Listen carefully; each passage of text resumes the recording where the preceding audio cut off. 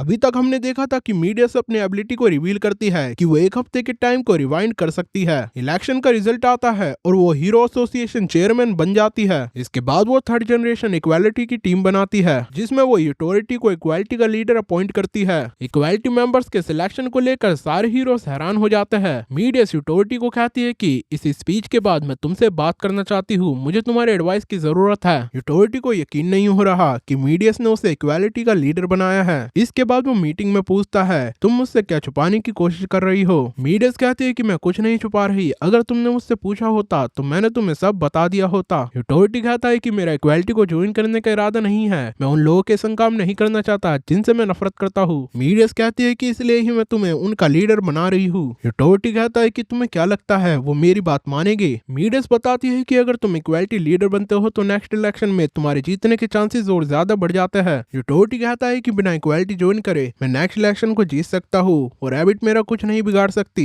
Medius पूछती है कि तुम्हें कैसे पता लीपुस as an equality member mission में पार्टिसिपेट करेगी? अगर उसने कुछ ज्यादा बड़ा काम कर दिया तो नेक्स्ट इलेक्शन में वो तुम्हें भी हरा सकती है। यूटोरिटी कहता है मुझे नहीं लगता कि वो कुछ ज्यादा बड़ा काम कर सकती है। तभी मीडियस कहती है कि हो सकता है मैं अगले इलेक्शन में पार्टिसिपेट कर रही हूँ। ये सुनकर यूटोरिटी शांत हो जाता है। मीडियस कहती है कि अगर तुम इस मिशन में मेरी मदद करते हो तो मैं नेक्स्ट इलेक्शन में तुम्हें जितवाने के लिए अपनी एबिलिटी का यूज करूंगी। प्लीज यूटोरिटी मेरी मदद करो, अगर तुम मेरी मदद करते हो तो एज एन एसोसिएशन चेयरमैन मेरे पास और पावर होगी और ये चीज तुम्हें तुम्हारे नेक्स्ट इलेक्शन में पक्का मदद करेगी। यूटोरिटी कहता है कि वो तो बात की बात है, पर जिस तरह से तुम टाइम को रिवाइंड कर रही हो लगता है कि मैं इक्वालिटी मेंबर बन चुका हूँ, तो हम अपना टाइम के ऊपर बात कर रहे हैं। ठीक है, मैं तुम्हारी मदद करूंगा, पर तुम अपना वादा मत भूलना, तुम्हें नेक्स्ट इलेक्शन में मेरी मदद करनी होगी। मीडियस कहती है कि जितना मैं तुमसे बात करती हूँ उतना ही मैं हैरान होती हूँ। जिन भी हीरो से मैं बात करती हूँ वो मुझसे पूछते हैं कि क्या वो इस मिशन में सरवाइव कर पाएंगे, पर तुमने मुझसे ये सवाल कभी नहीं पूछा।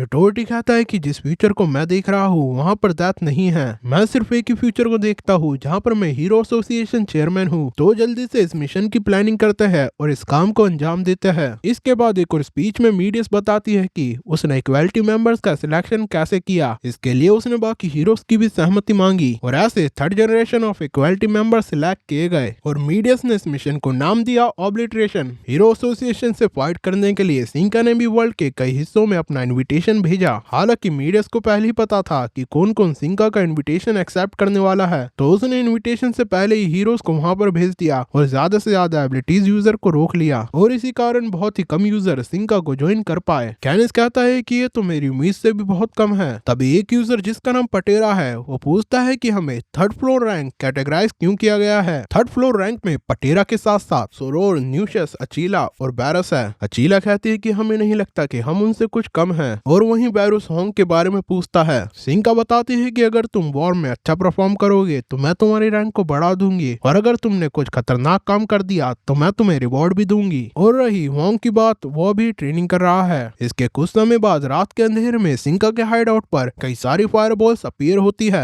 जिसने पूरे आसमान को लाल कर दिया है और ये काम किया है मियानजी ने जिसके पास रेड मास्क है। कैनिस चिल्लाता है कि मिस सिंका, आसमान में कई सारी फायरबॉल्स है। सिंका अपनी टेलीपोर्टेशन का यूज करके उन्हें हटाने वाली होती है, पर इतने में कार्फैगर रैबिट के कैरेट पर उड़ते हुए अपनी स्वॉर्ड से फायरबॉल के कई सारे हिस्से कर देता है। इससे सिंका का हाइड आउट डैमेज हो जाता है। ये देखकर यूटोरिटी कहता है कि अगर तुमने फायरबॉल के ऊपर मिटियोर को समन किया होता तो और ज्यादा डैमेज हो सकता था, पर तुम ये नहीं करने वाली। लीपुस कहती है कि मैं तुम्हें कितनी बार बताऊं, अगर मैं ये करती तो इससे हमारे मेंबर घायल हो सकते थे। यूटोरिटी कहता है कि अगर वो हीरोज इतने से मर जाए तो उन्हें यहाँ होना ही नहीं चाहिए। लीपुस चिल्लाती है कि असल में तुम्हें यहाँ नहीं होना चाहिए। यूटोरिटी कहता है कि ये मत भूलो कि मैं लीडर हूँ। तभी पीछे से अल्टर ईगो कहता है कि बहस मत करो, तो चलो उन जगह पर चलते हैं जहाँ की हमें जानकारी दी गई है। यूटोरिटी कहता है ठीक है, क्या तुम सब रेडी हो? इन कैंसर सेल्स को डिस्ट्रॉय करने का समय आ गया है। यूटोरिटी के संग वहाँ पर कई और हीरोज भी है। मिशन के लिए मीडियस एक एडवाइजर कम्युनिटी बनाती है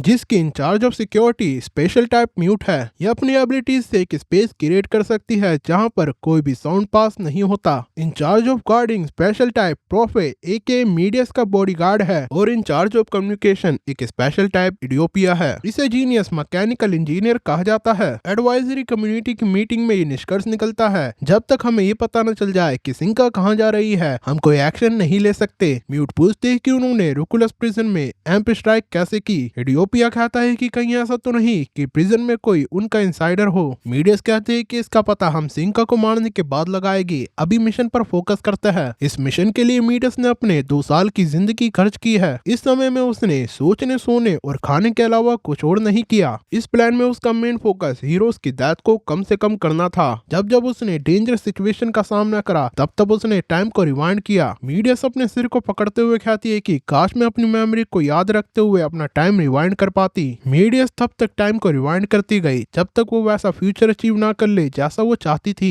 रिटोर्टी कहता है कि उसने कई बार टाइम को रिवाइंड किया है, हालांकि मैं उसे बता चुका हूँ कि टाइम सबके लिए समान है। कितना भी टाइम को रिवाइंड करते रहो, जो फ्यूचर तुम चाहते हो वो कभी नहीं आएगा। इस मिशन में मीडियस ने अपने एबिलिटीज का यूज करते हुए उन हीरोज को डिस्पैच किया है जो कि अपने अपोनेंट से स्ट्रॉन्ग है। लिपुस अपने अपोनेंट को देखते हुए कहती है कि क्या मुझे तुमसे फाइट करनी होगी। इस विलन का नाम सेंसुरा है। ये एक स्पेशल टाइप यूजर है जिसके पास सेंसरशिप की पावर है। उसका मानना है कि वर्ल्ड में सबके पास एक हेल्थी माइंडसेट होना चाहिए। जो भी उसे वल्गर लगता है वो उसकी पिक्चर खींच के उसे अपनी पिक्चर में लॉक कर लेती है। सेंसुरा लिपुस को देख चिल्लाती है कि तुम तो बहुत वल्गर हो। वहीं लिपुस कहती है कि मीडियस ने मुझे इससे फाइट करने क्यों भेजा, ये मेरे लिए बहुत बेकार मैच है। लिपुस खुद को कपड़े से ढकते हुए कहती है कि अब तो ठीक है। सेंसुरा कहती है कि नहीं, अब भी ठीक नहीं है। लिपुस पूछती है कि अब क्या प्रॉब्लम है। सेंसुरा कहती है कि स्टैंडर्ड की। लिपुस कहती है कि स्टैंडर्ड क्या है। सेंसुरा कहती है कि मुझे पता था कि तुम इसे नहीं समझोगी। सेंसुरा के स्टैंडर्ड उसकी सिचुएशन के हिसाब से चेंज होते हैं।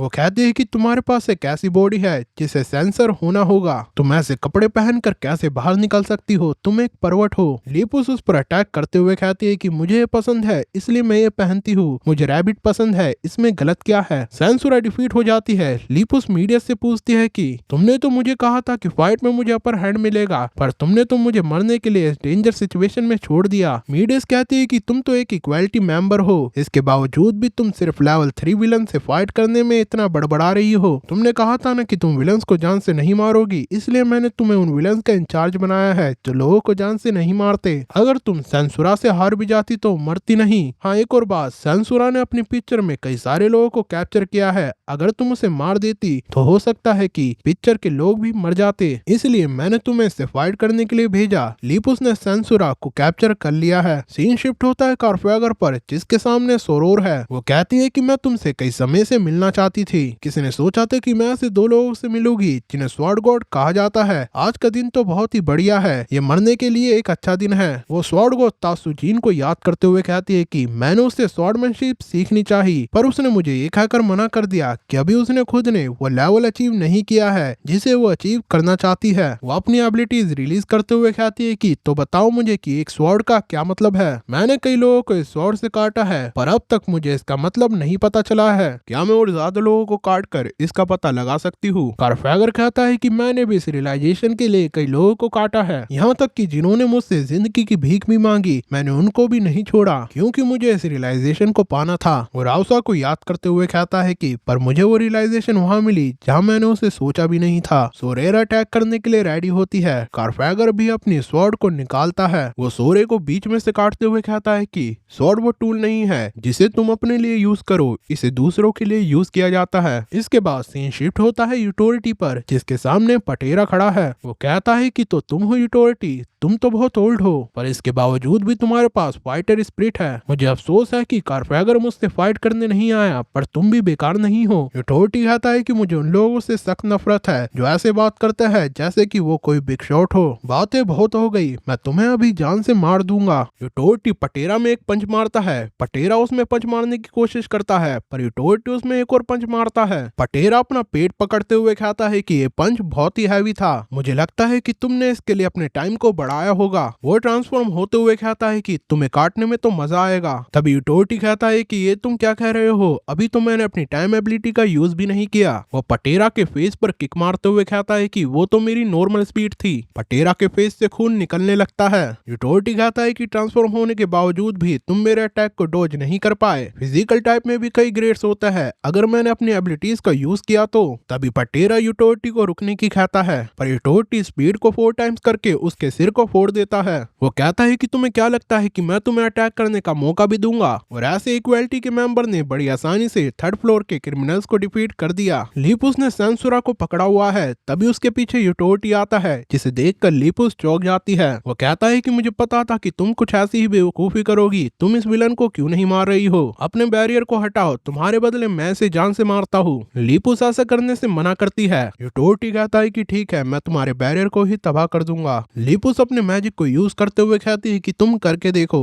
तभी डिवाइस से मीडियस की आवाज आती है कि यूटोटी तुम शांत हो जाओ, उस विलन के पास सिविलियन ट्रैप है, हम उसे प्रिजन सेंड करने के बाद एग्जीक्यूट करेंगे। यूटोटी कहता है कि अगर वो भाग गई तो। मीडियस बताती है कि जितने फ्यूचर मैंने देखे हैं उनमें से एक में भी इस विलन ने हमारे लिए परेशानी खड़ी नहीं की है। यूटोटी पूछता है कि क्या ये विलन एक हफ्ते के अंदर अंदर मर जाएगी। मीडियस बताती है कि मैंने इतने आगे का फ्यूचर नहीं देखा है, और वैसे भी मैं आजकल फ्यूचर दिनों में नहीं बल्कि घंटों में देख रही हूँ। यूटोटी कहता है कि क्या कहा, घंटों में? तुम किस तरह का फ्यूचर बनाना चाह रही हो? बिग पिक्चर बनाने के लिए अगर उसमें कुछ पार्ट्स गलत भी है तो तुम उसे जल्दी से ठीक कर सकती हो, पर अगर हर समय तुम थोड़ा थोड़ा चेंज करती रहोगी क्योंकि उसमें कुछ गलत पार्ट है, तब तुम कैसे एक ड्राइंग को खत्म करोगी? मीडियस कहती है कि भले ही मुझे कितना भी टाइम लग जाए, मैं किसी एक हीरो को भी नहीं मरने दूंगी। यूटोटी बताता है कि कोई भी परफेक्ट फ्यूचर नहीं होता, तुम सब कुछ करने की कोशिश मत करो, तुम इस वॉर में हीरोज को मरने से नहीं बचा सकती। मीडियस कहती है फिर भी मैं अपना बेस्ट करने की कोशिश कर रही हूँ। यूटोटी कहता है कि अभी के लिए तुम हीरो एसोसिएशन चेयरमैन हो तो मैं तुम्हारी बात मानता हूँ, पर मैं चाहता हूँ कि तुम एक हफ्ते आगे का फ्यूचर देखो,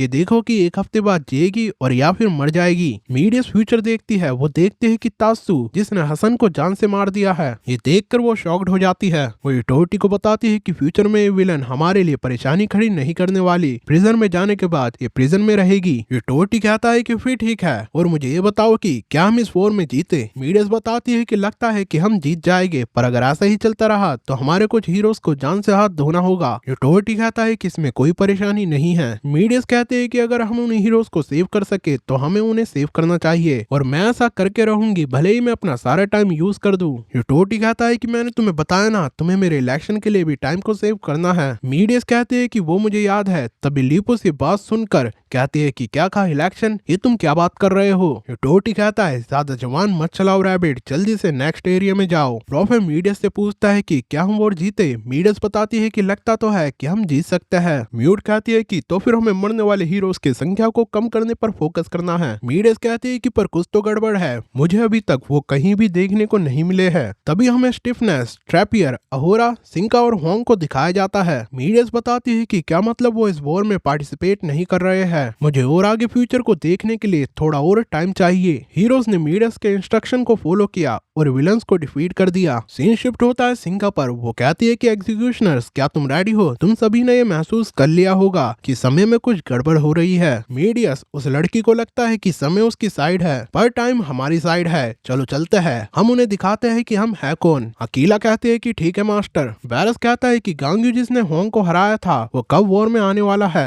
मेलेडिटी कहते हैं कि मैं बहुत लंबे समय बाद फाइट करने वाली हूँ। तासु सिन कहती है कि कारफैगर भी यहाँ है। ऐसे सिंका बिफोर के क्रिमिनल्स को बैटलफील्ड में भेजती है। हसन और पॉकेट ने भी अपने एरिया के विलन्स को डिफीट कर दिया है। पॉकेट कहती है कि ये तो आसानी से हो गया। हसन क्या तुम सही में चाहते हो कि मैं कुछ ना करूं? हसन कहता है कि तुम अपनी एबिलिटी यूज ही ना करो तो ठीक है, मुझसे देखा नहीं जाएगा। पॉकेट कहती है कि तुम तो बहुत ही मीन हो। हसन कहता है कि B2 क्रिमिनल्स तो बहुत इजीली डिफीट हो गए, B3 और B4 को इक्वालिटी मेंबर्स हैंडल कर रहे होंगे, लगता है कि हमें B2 क्रिमिनल्स को ही हैंडल करना होगा। तभी वो देखते हैं कि उनके सामने एक क्रिमिनल आ रहा है। वो कहता है कि तुमसे मिलकर अच्छा लगा। हसन और पॉकेट ये देखकर दंग रह जाती है क्योंकि वो बैरस है जो कि एक B4 लेवल का क्रिमिनल है। ट्रेजेडी एक ऐसी जगह पर विलेंस इकट्ठा होता है और उस जगह पर हीरोज की बाउंटी डिसाइड होती है और बैरस एक बाउंटी हंटर है। पॉकेट कहती है कि एक B4 क्रिमिनल यहाँ क्या कर रहा है। हसन उसे शांत होने की कहता है। वो कहता है कि हमारे साइड मीडियस है, मुझे लगता है कि उसका हमें यहाँ भेजने का कोई ना कोई रीजन तो होगा, और वैसे भी मेरा हैमर किसी भी क्रिमिनल पर काम करेगा, चाहे वो B4 हो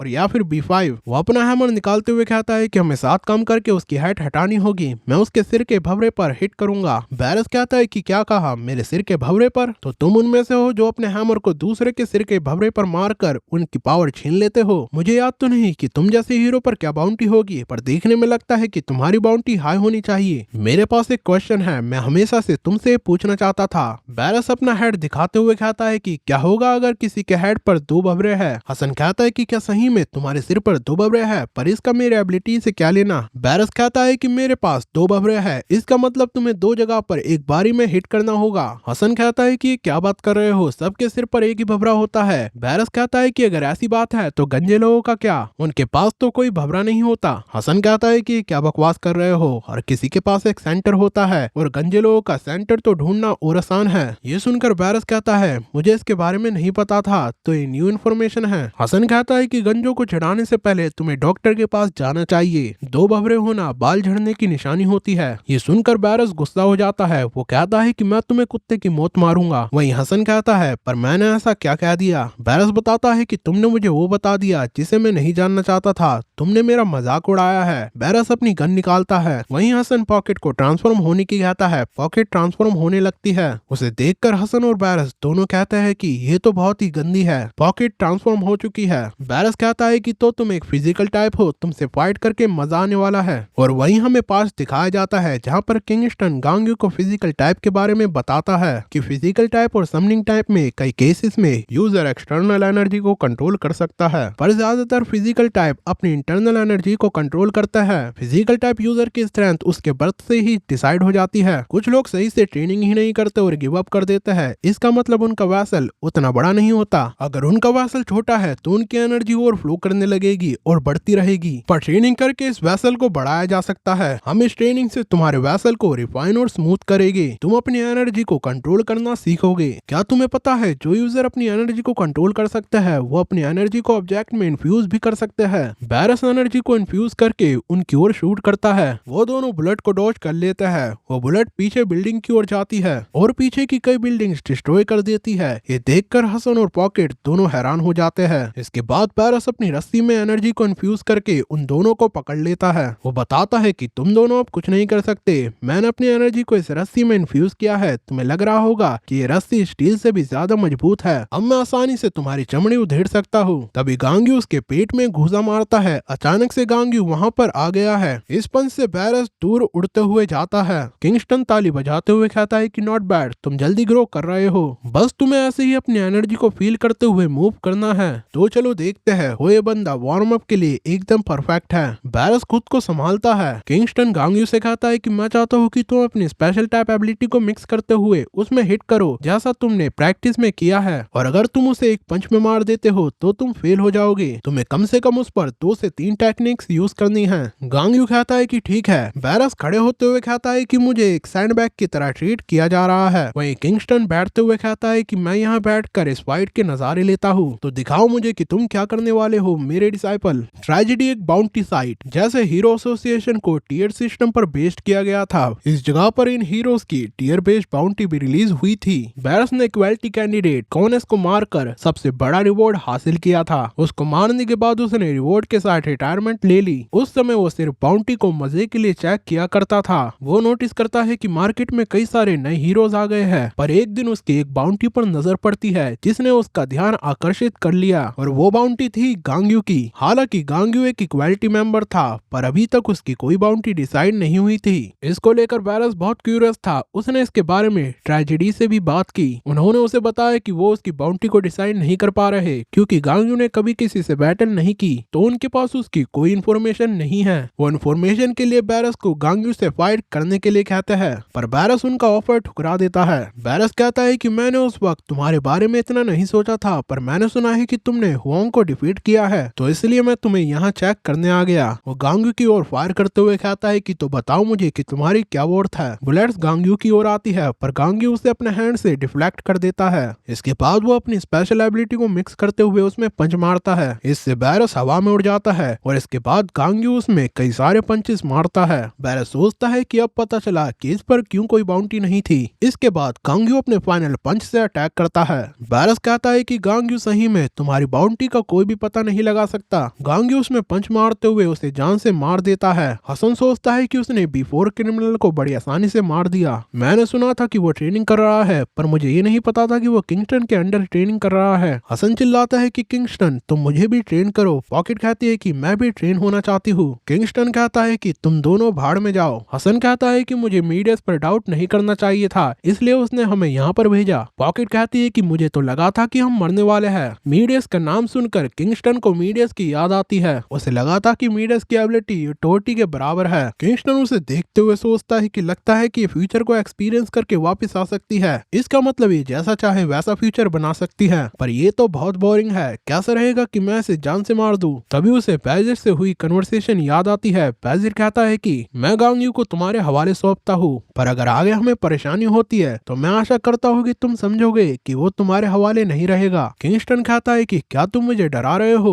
पैजिर अपना सिर झुकाते हुए कहता है कि मैं डरा नहीं रहा, बल्कि तुमसे फेवर मांग रहा हूँ। किंगस्टन कहता है कि तुम इस वर्ल्ड के लीडर हो, तुम दूसरों के आगे अपना सर कैसे झुका सकते हो। पैजिर कहता है कि मैं ह्यूमैनिटी को सेव करने के लिए कुछ भी करने को तैयार हूँ। किंगस्टन कहता है कि मैं खुश हूँ, तो ठीक है, मैं इसको ध्यान में रखूंगा। मैं कुछ और देर के लिए ऑब्जर्व करूंगा, पर अगर मुझे लगा कि चीजें बोरिंग हो रही है तो मैं उस लड़की को मार दूंगा। पैजिर के संग अपने प्रॉमिस की वजह से किंगस्टन ने मीडियस को मारने का प्लान पोस्टपोन कर दिया, पर जब मीडियस ने महीने भर का टाइम रिवाइंड लिया तो किंगस्टन ने डिसाइड कर लिया कि वो उसे पक्का मार देगा। पर तभी किंगस्टन को कुछ रियलाइज होता है। वो कहता है कि तो ऐसा होने वाला है। गांग यू पीछे ट्रेनिंग कर रहा है। वो कहता है कि क्या हुआ। किंगस्टन नोटिस करता है कि गांग यू उस लेवल पर नहीं है जहाँ पर वो ये सब नोटिस कर सके। वो गांग यू को बताता है कि कुछ नहीं, बस अपनी ट्रेनिंग पर फोकस करो। वो कहता है कि तुम्हारी टेक्निक पहले से और रिफाइन हो गई है। वो मन में सोचता है कि उस लेवल पर पहुंचने के लिए अभी से और आगे जाना है। फाइट करते हुए मुझे इसके सेंसेस और शार्प करने होंगे। जितना मैंने सोचा था उससे ज्यादा मजा आने वाला है। किंगस्टन कहता है कि तो चलो चलते हैं अपने नेक्स्ट अपोनेंट की तलाश में।